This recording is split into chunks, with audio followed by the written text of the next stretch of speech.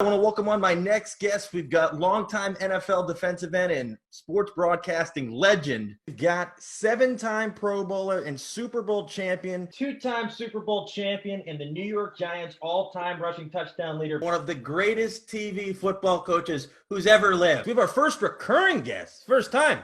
Was the life of a college football player at Cornell at all similar to the life of a college football player at Blue Mountain State?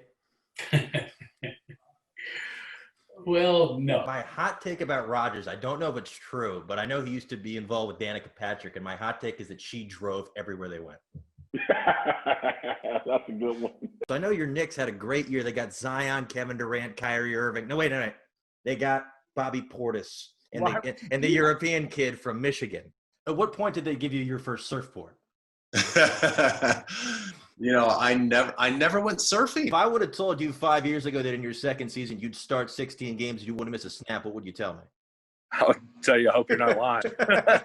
Going into that 2000 season, did you have the idea like we're good enough to compete with anybody? So you came forward years later about being functionally illiterate, and I give you a lot of credit for doing that. What made you decide to come forward? Because you could have gone on and nobody could have known. What percentage effectiveness is it if somebody's wearing a mask and they're not covering their nose? So I know you're a big donut guy, and I've been having this debate with my buddies back and forth. What are your top four flavors?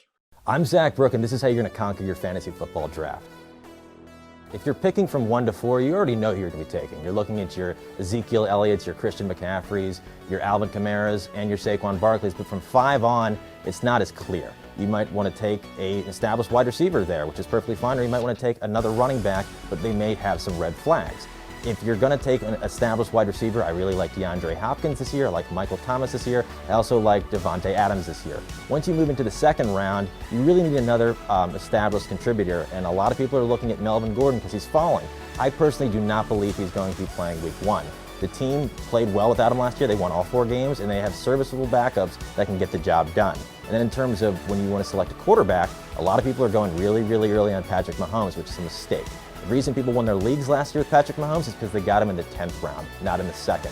You can wait on a quarterback. Look at Ben Roethlisberger last year, picked outside the top 10, he finished 3rd. Same with Matt Ryan, picked outside the top 10, he finished 2nd. If you can wait on a quarterback and you can grab established contributors in the first 2 rounds, that's how you're going to conquer your fantasy football draft.